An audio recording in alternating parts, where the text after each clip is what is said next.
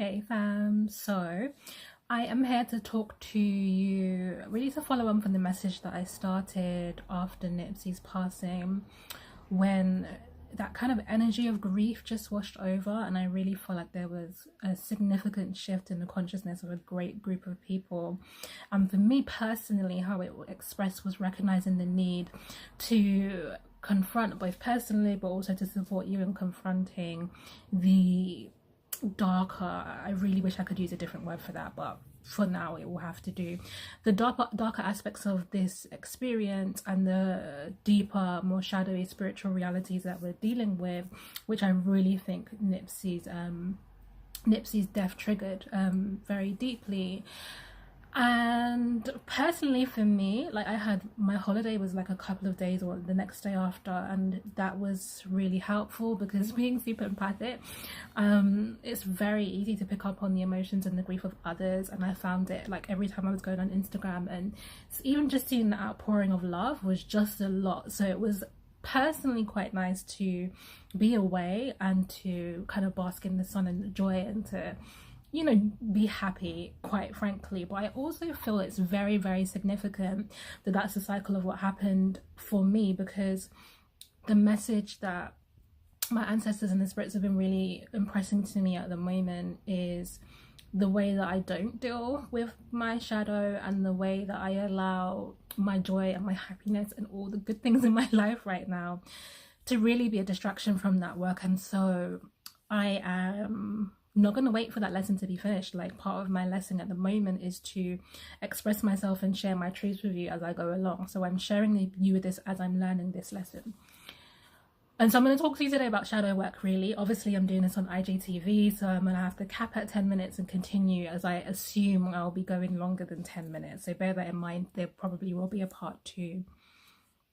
So the reason that this is a really important topic, I suppose, is because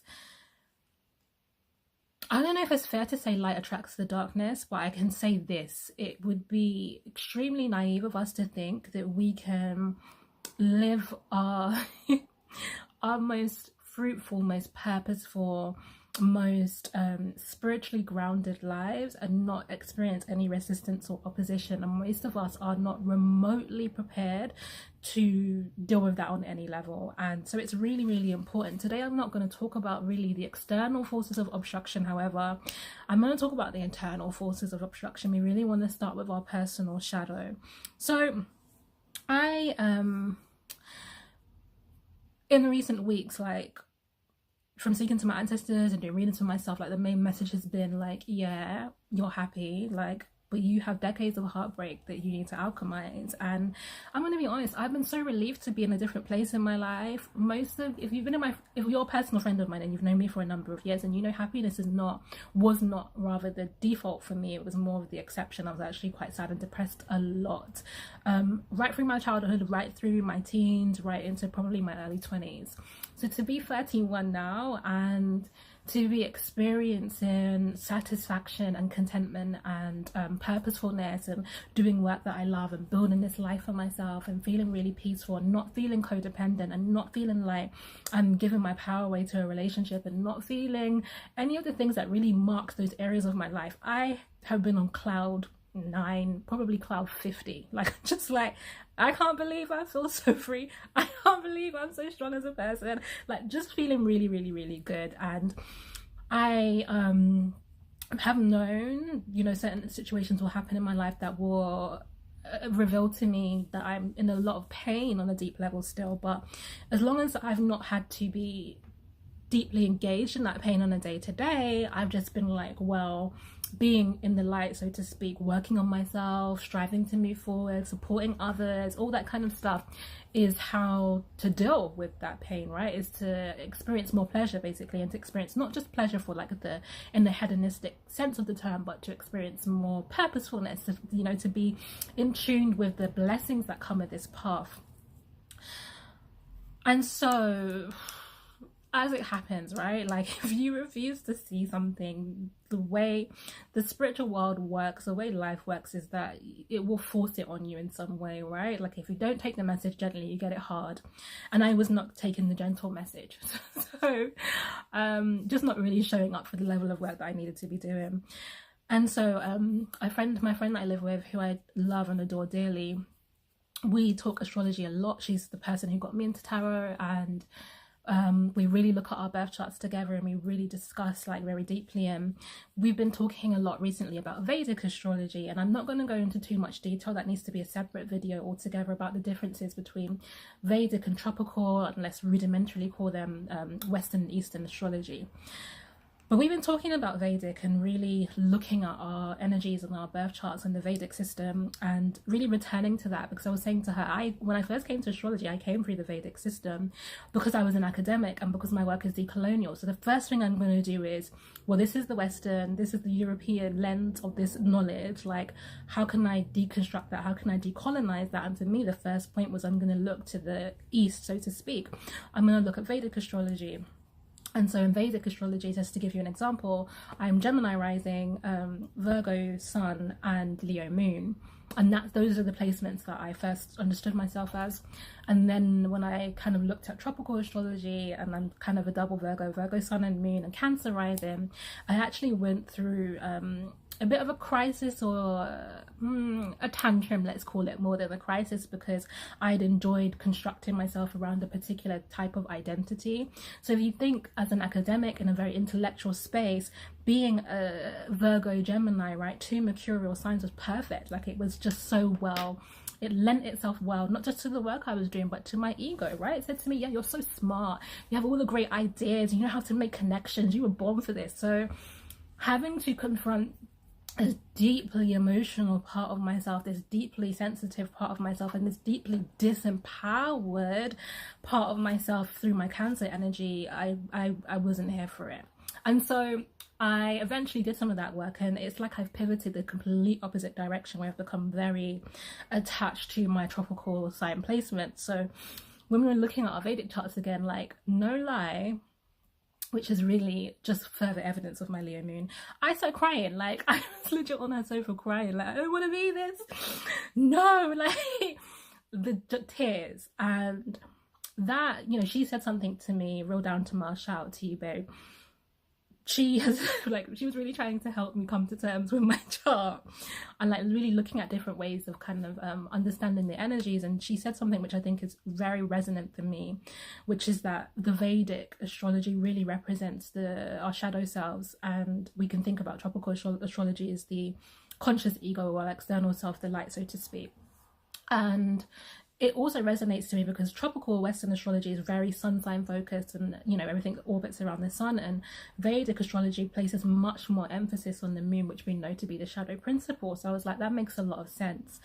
And so the understanding that I'm currently working with is that the Vedic represents the shadow, and the shadow selves, ourselves on a soul level, and the tropical represents our personality selves, the selves that we are projecting into the world.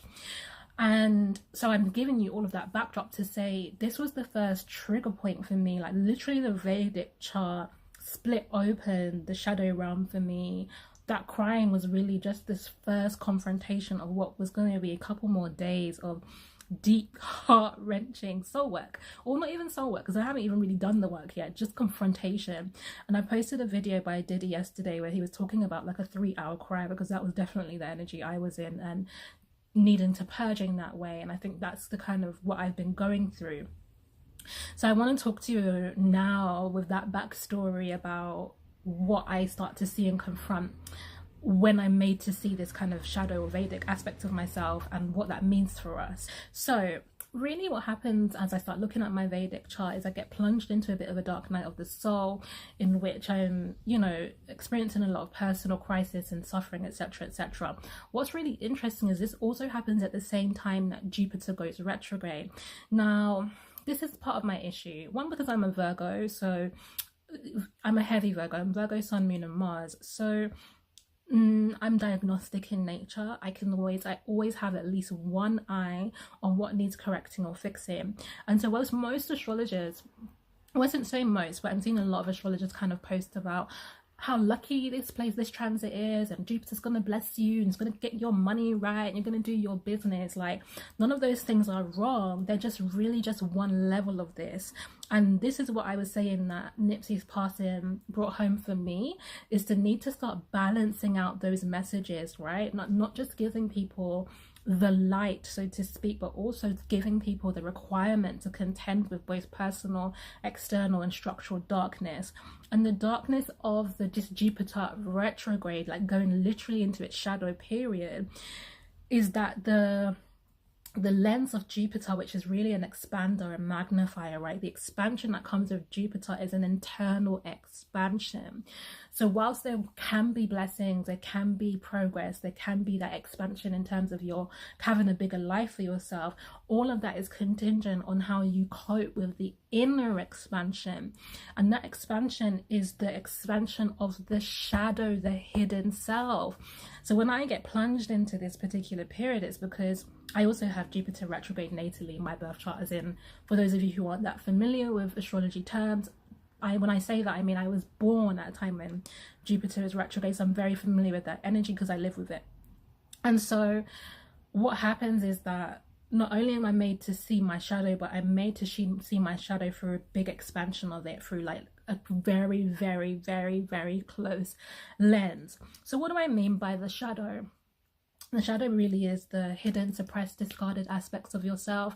It's where your primal and innate desires live. It's also where your wounds submerge themselves and kind of avoid the light of healing, really. And I'm looking at my notes because I wrote some things down to make sure that I kind of got the importance of this message across. In the Western part of this world, we have become familiar with some aspects of doing shadow work, and I would call that through the therapeutic systems, the talking therapies especially, right? So CBT, cognitive behavioral therapy, or interpersonal, psychodynamic, or any of those, and they're really important. Lots of you are new here, so welcome, because lots of you are new followers, but if you've been following me for a while, you know that I've had years of therapy. And so I see it's really valuable, it was really helpful, it was really critical to keeping me intact and really healing a lot of my mental faculties. The thing about talking therapies is, like, it's the first place that many of us learn how to do shadow work, which is to confront what we're truly feeling and confront some of the realities in our life. And we do that at the mercurial level. And the thing about the mind is it does not want to experience pain. It does not, its whole setup is to protect you. And so there are certain deep, profound levels of pain that talking therapies won't actually be able to access. In no way, I want to be very careful here, in no way am I telling you not to go to therapy. I'll give you an example. When I was working with an energy healer, I think maybe last year, and we were doing a lot of subtle body work, a lot of energy healing, I would call it. One of the things that she said to me was, she was like, you're very intuitive, you understand yourself very clearly, and you know how to access your inner world fast. Now the Virgo in me loves being told that I am doing things well, so of course I would remember her saying that.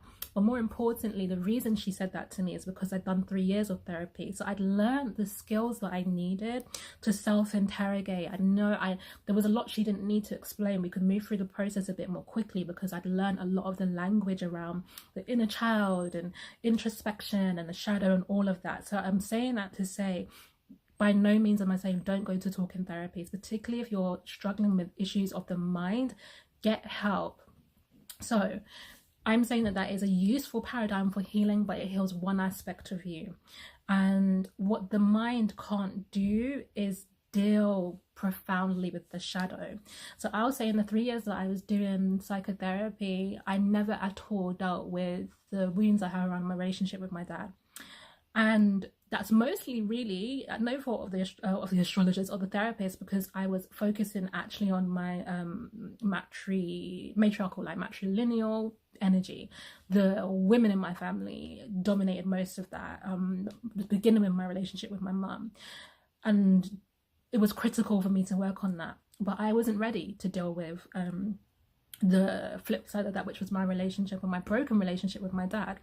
And I didn't, like, because I didn't have to, because my mind would talk me out of that. And as responsible and caring therapists, they never forced that on me because they could see I wasn't ready to do it. The thing about shadow work in the spiritual realm is it doesn't give you as much permission for bypassing. It doesn't allow you to mentally decide I will or won't work with this. This is how we experience what we would call triggers. Like, you get thrown into experiences in which you must face, deal, or cope, or be killed, or killed as I'm being dramatic, Leo moon there.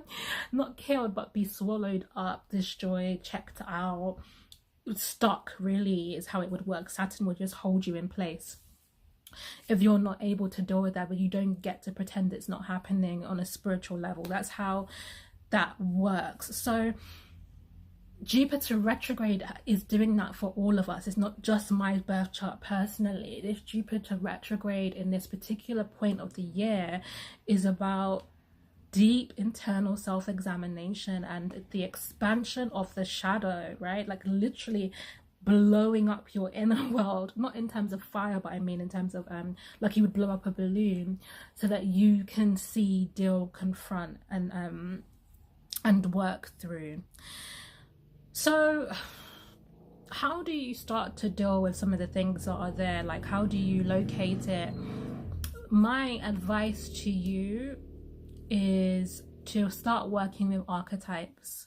And I want to give a special shout out to Sacred Life Tarot, because she really held space for me yesterday when I was in a very vulnerable and spiraling state and was ready to be done with all this shit. That's how I felt, okay? I don't want to do this anymore, but I have to keep coming back to these feelings. I'd rather not.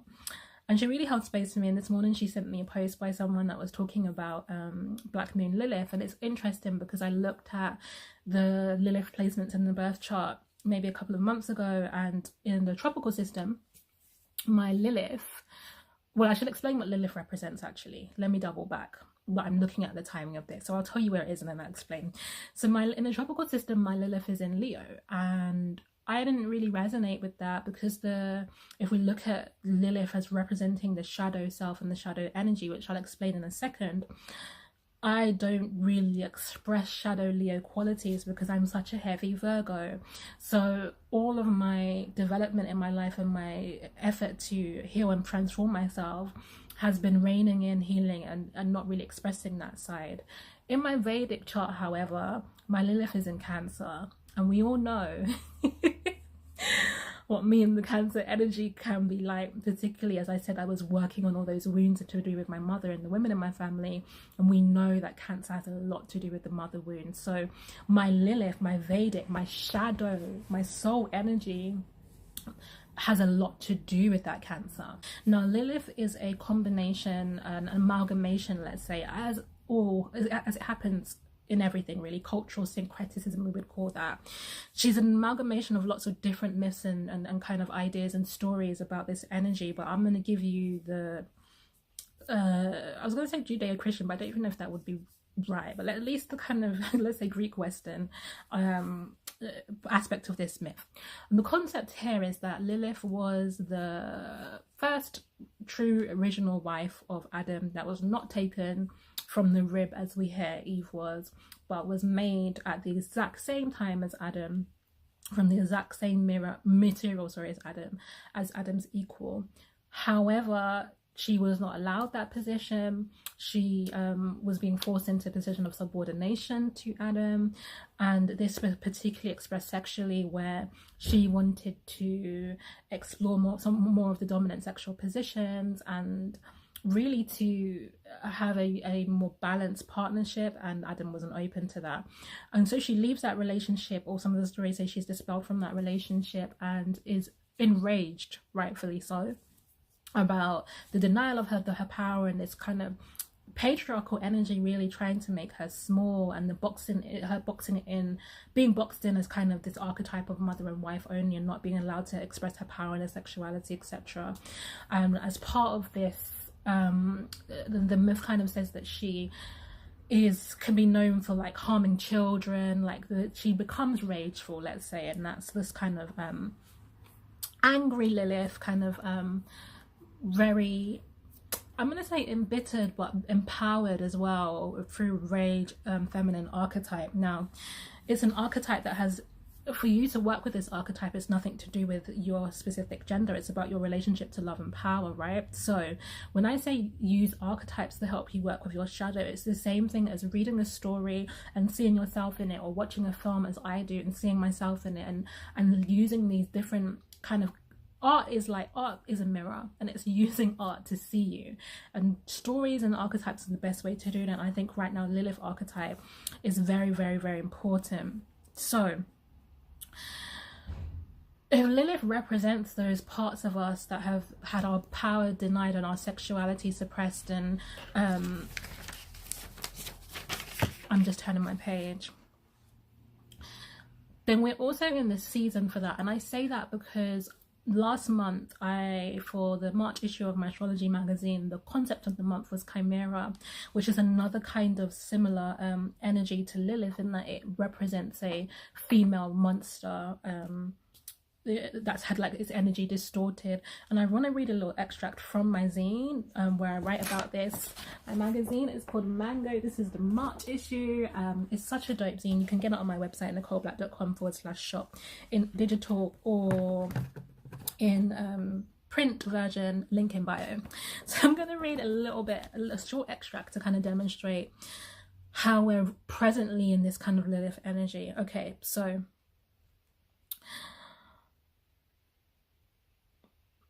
I'll start here. The mastery of the Hanged Man, which is the Pisces card, and consequently of this season, is to simultaneously hold awareness of the multiple planes of existence, not as separate realities, but deeply interwoven. And so this obviously connects to what I was saying about Nipsey's passing, revealing or impressing upon us this kind of concept that there are different levels of this reality, and there are different forces at play, and that eventually impact or impress themselves on the physical experience, and we need greater awareness of that.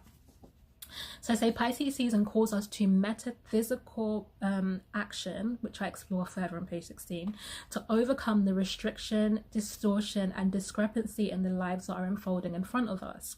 I think it's beautifully apt that in Greek mythology, Chimera referred to a fire-breathing female monster with a lion's head, goat's body and serpent's tail. This is what unconscious pain can turn us into, and Pisces energy has plenty of that to cope with. Whether it's our passion and desire, the lion, will and effort, the goat, or wisdom and evolution, the serpent, if they're obstructed by forces known or unknown, without the restoration of flow, we become self-destructive. And this is the important aspect of the Chimera, or the Lilith energy. And Lilith can also, like in other mythologies, could be associated with the goddess Kali, for example. And it is about having that rage, that fire, that destructive power. And as I say, if it becomes obstructed, if we don't have rightful expression of that energy, I see it a bit like in the Bible, where Jesus goes into the temple and like flips all the tables and is basically like, what is this shit? Like, if we can't rightly express that in our lives, then we turn that destructive energy, that should be used to break the false paradigms in our society. We turn it in on ourselves and we destroy ourselves with it. Okay, and so I kind of close this is just an extract from a 3-page article, but I end the article by saying all of the esoteric practices I've mentioned are the natural territory of Pisces, and are our duty to explore this season and beyond. If you're emotionally, physically or spiritually underserved, as in if you have needs in those areas that aren't being met, consider working on the source, the metaphysical plane, and not just the symptoms that show up as the drama of your day-to-day. Now, obviously what I'm saying there is do the shadow work, right? The metaphysical plane, deal with things on that deeper level. So with Lilith, Black Moon Lilith in astrology is not an asteroid or a planet. It's a fixed mathematical point, which represents the shadow side of the moon, really. And we all can find that in our personal birth charts. And like I discussed for you, in tropical Western astrology, my Lilith is in Leo. In Vedic, my Lilith is in Cancer. And I want to talk to you about that because it can help you understand. Most of you probably have a sense emotionally of what is trapping you or blocking you or wounding you that needs healing. but the purpose of astrology can do to give you a deeper understanding. What I was saying is that the benefit of astrology and other philosophies of this kind is that it can give us access to the structures of wisdom and understanding that we need in order to work with those parts of ourselves that we become aware of need profound healing. So you can use online birth chart, what's wrong with me, online birth chart calculators to find out your Lilith placement. I may post a link to that either in my stories or on my main profile page, but please try to use your own initiative and just Google this for yourself. And then see where Lilith is in your birth chart, so you can see the parts of you that are suppressed and discarded and enraged and then needed to be kind of re-engaged with. Now, there's another part of that puzzle, to be honest, because let's say, for example, let's deal with mine. If you have a placement like Lilith in Cancer, then part of what is repressed and in the shadow for you can be jealousy and possessiveness in relationships. Now, what's really interesting is that I hate how transparent I'm being, as in I'm not actually, the Virgo in me does not actually want to tell you these things about myself, but fine. What I was going to say is the Virgo in me would never express that openly. Even though I might have those feelings internally, I would suppress and hide them, and that's what we do with our shadow. It's feelings that we think are socially unacceptable, and because of how I carry myself and the belief systems that I have, I would never want to be publicly expressing to my partner or to anybody else as jealous or possessive. But those aspects are in me. And so the question when you start doing shadow work is, okay, part of it is recognizing, understanding and seeing it for what it is. The next part is, what do you do with that? What do you do with the part of you that is jealous and possessive, for example? Because the shadow isn't about puncturing it with light or sparkling love and light glitter over it to make it go away so that you can feel whole. You're supposed to retrieve and recover your shadow and reintegrate it back into yourself. And so what would reintegrating our possessiveness and jealousy look like? Well, I kind of had a think about this, and I wrote down a couple of things. Because let's say, for example, that your possessiveness is really about indicating to you your need for emotional and physical, really, but particularly emotional and mental safety and security in your relationships, platonic and otherwise, okay? And that you want to, sorry, I'm looking at my notes. There you go.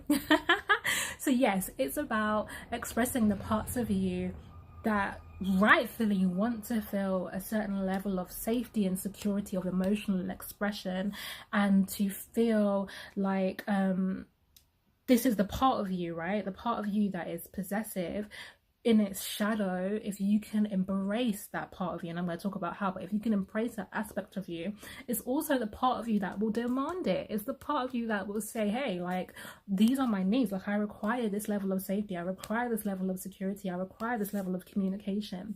And what we do when we suppress that part of ourselves, where we're not actually getting those needs met, where we're not really having our need for safety and security met in relationships, and then we suppress our Lilith so she becomes enraged and jealous and possessive on a subconscious or on a more conscious level in our interactions. We bite our tongue, we try to be more rational, we try to make ourselves smaller, we try to accommodate that relationship. We do all that level of conflicts avoidance, really, and not really dealing with our needs. And so let's look at also this kind of concept of being jealous in relationships. Like, that can also be about wanting the sacred connection or bonds that you have with people, both intimate and platonic, to be respected and to be honored. And that jealousy can rise up because you might feel, for example, that person is literally given the thing that is sacred or beautiful that you value between you to literally everybody indiscriminately. And so that's where jealousy can come from. I'm checking my notes again. And it can be about, therefore, feeling replaceable, like feeling like when your partner or your friend has other friendships, or in actively engaged with other people in their lives. It's the fear that what you have cultivated with them, what is sacred to you, they can get absolutely anywhere else, right? So that's also like a fear and possession. And what that same aspect of you can really give you is the ability really to articulate that you need to be honored and to have what you bring to your relationship with people valued as sacred, and that you want people to recognize the value of who you are and the value of the time and the love that you invest, right? Because if you know that you are strongly valued in this space, if you know that this person honors the time that you spend together and what you create, then you don't feel threatened by them spending time with other people, because it's not a replaceable dynamic, right? It is only an addition to their life, and out of real love, you don't mind. You would even encourage the person you love to expand and to receive more love. What you don't want is to feel like your love is diminished or invalidated or replaced by the love of another person. And so those are just two examples that, you know, looking at Lilith in Cancer very specifically, how the energies of jealousy and possessiveness can be corrected and brought back into yourself to empower you to ask, to demand, to stand up for, in the same way that Lilith did with Adam, where she's like, I'm gonna be on top tonight, you know. It's to give you the power to require what you need and to recognize the value in what you need and to stand up for it. So I pulled a couple of cards to help us understand how we submerge the shadow, and really just the process and what we can do. And I do want to say here as well that Lilith is literally just one archetype. There are so many, and perhaps as I go through my own personal experience of exploring and dealing with mine, I will come back and kind of share other archetypes with you, but you can research them on your own, see ones that connect with you, and start that healing work. So first two cards that come up really about the shadow, we have really this kind of almost chimera or Lilith figure here in the form of the Lust card and the Disappointment card. And even as I pull this up, I want to reiterate this this light dominant rhetoric that we have, and in the way that we discuss astrology, because I feel like if you research Lilith online, for example, you'll see so many articles and bits of information that will talk about Lilith is your sexual desires. Lilith is what you really want in the bedroom. Lilith is like, and it's like it's reduced Lilith to the physicality of a sexual exchange, and sex is so much bigger than that. So Lilith is, yes, she is about how you want to experience sex, but more deeply, she's about what you want to create with your life force, okay? That is what's there, and what happens when that gets denied. What happens when your fire energy gets rerouted somewhere else, when it can't find its outward expression. So Lilith isn't just about how you fuck, okay? And I really, really want us to level up in some maturity around how, just to see through some of the clickbait bullshit that we get given in order to popularize certain ideas and to generate profit for people, okay? So, as I was saying, the Lust card and Disappointment card here is really what happens. It's literally saying that this innate passion, lust, desire, this fire energy, this part of you that wants to express itself, its impulse to really erupt up from the lower self into the world, when it is suppressed and denied, it triggers disappointment. This card is called, but this is Mars in Scorpio. This is an energy of depression.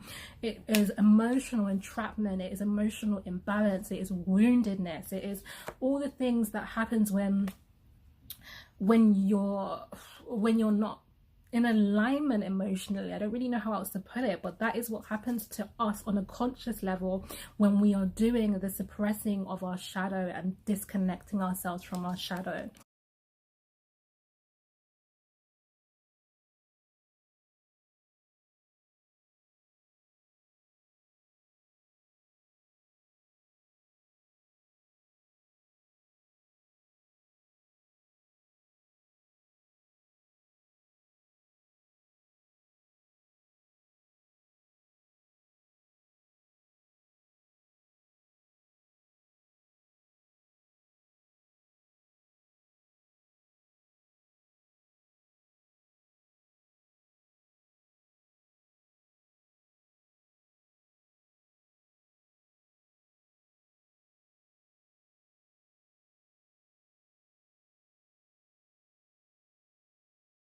But what I was going to say as I was talking about the burying of the shadow and the splitting of the self and the depression and the disconnected emotion and the emotional ill health that results from that, and you know, me starting this whole thing out by saying that I was avoiding my shadow, is I'm a film fan. I love film, and I loved to get out, and I didn't watch Us. I just didn't want to. I felt sensitive, and I didn't want to watch it. And my friend was like, you know, it's really about the shadow. You know, it's really about the shadow. And I was like, I don't think I'm going to watch it. I think it's so hilarious that I have literally avoided in every way that I can dealing with that aspect of myself.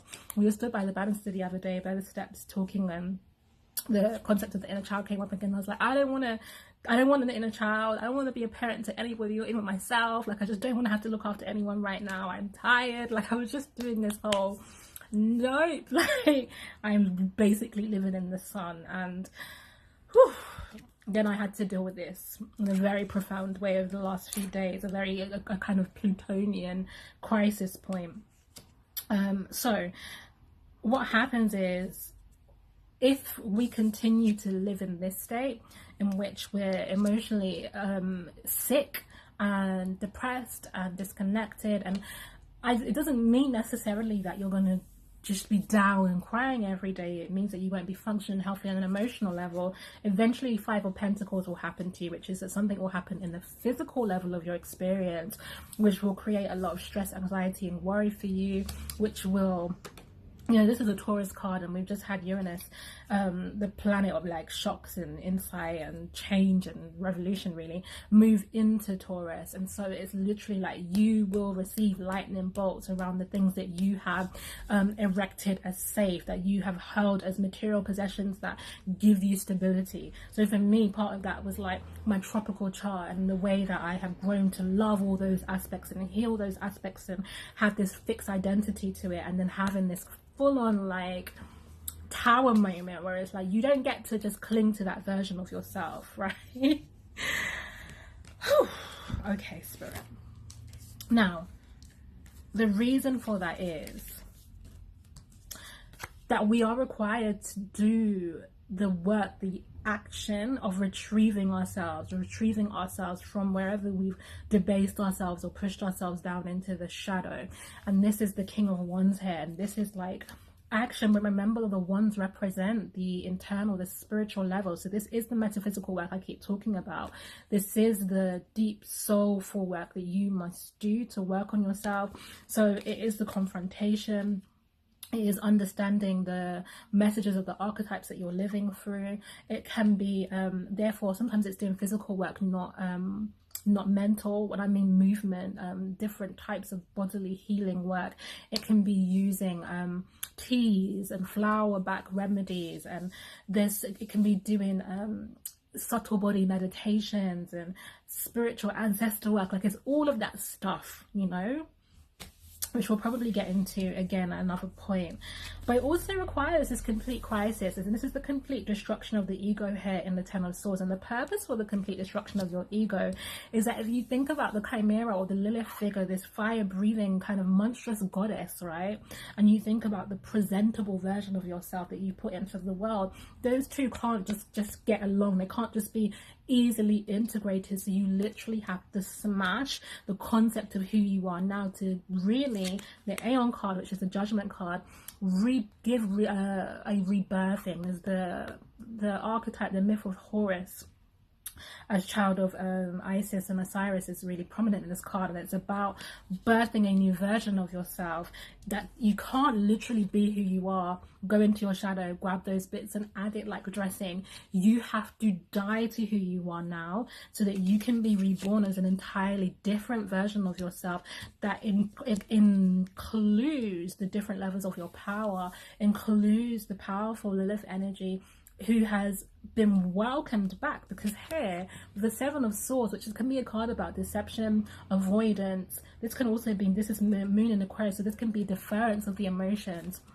This has been telling that part of yourself, you're not welcome here, or I'll do that later, or I'll get to that bit later. And it's about saying to that aspect of yourself, no, like, I won't defer your needs. I won't defer your wisdom. You have prime place in my life.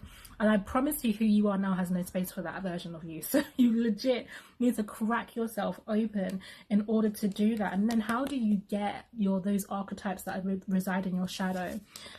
How do you recover them? Through the Queen of Cups, beautiful Cancer energy. The energy here is that through nurturing, that's what happens. You have to nurture your Lilith or any other archetype that you're working with back to its whole self, okay, which is by listening to it and feeding it and affirming it, you know, like giving it what it needs to grow and thrive again, okay. So it would be, in terms of the Lilith archetype, for your raging feminine, you, not somebody else, not somebody in a relationship, you have to be the healed, righteous, masculine archetype of the Adam figure to yourself, okay? You can't exorcise or ostracize your own sexuality. You can't say that your power is not welcome here. You literally have to be the masculine energy that honors the sacred power of the feminine sexuality and the feminine knowledge and the feminine wisdom, not only in its forms of passive and receptive, not only in its forms as creative and mothering, but in its forms of also destruction. You know, you need to hold space for that. You do. And I cannot stress enough, you can't just look, whatever your gender or sexual orientation, you can't just look for an external Adam. You have to be that Adam to yourself. You have to be the righteous partner to both the aspects of yourself, or not even just both, all. Okay, let's not even make it dual like that. Every aspect of yourself is requiring you to show up. So I do hope that it has made some sense between all the different parts that you've followed the message that I'm sharing here, and that you also feel somewhat empowered to look at your personal astrology and to start thinking about what archetypes that you can use and, you know, make them culturally relevant. Like, every culture is working with the spiritual, so find the stories that resonate with your people as well and use them to liberate yourself from the shadow, you know, liberate yourself from the places where you've split and discarded your energy and denied yourself your true expression. Woo! The last thing I was gonna say really is that, I didn't say it before, is that Pisces energy is the collective wound. We were just plunged into that, and we were plunged into really seeing the shadow, and everyone had really difficult emotions, and Pisces season was a fucking lot. And now we're in Aries season, and in Vedic, to be honest, Aries season doesn't start for a couple of days. We're about to either enter, for some of us, or, you know, are in the energy of Aries season. It's about, remember Aries being the first sign in the zodiac. It's like, what version of you can now be reborn through the shadow? Who can you emerge as a newly formed individual with something to offer the world, and as a fire sign with your power and your core sense of identity, a new one, however, intact. I love you, and I will hit you up soon. If you're my client, this shadow work is a lot, so please offer me compassion and patience. Be flexible if I need to reschedule appointments. You do not want energy work or readings from me when I am emotionally spiraling. You'll get bullshit, okay? And I won't do it. So I know sometimes you feel let down or disappointed, but you need to stomach that disappointment so that you can get the healing that you need when you need it, because spirit already knows, and you need to get the message in the way that, in the form that you need it. You would not like someone who has the flu to be the chef in the kitchen cooking for you. You know they're going to make you sick. Equally, if I'm dealing with my own soul sickness, I'm not serving you. I will make you sick. I have enough diligence not to do that. So I'm telling you, the next few weeks, months even, if I have to move your appointment, know it's for your own good. And love and respect me enough to know that you want me to be good, want me to be well, as the person who's standing in the gap and doing this healing work for you. Okay, peace out, babe.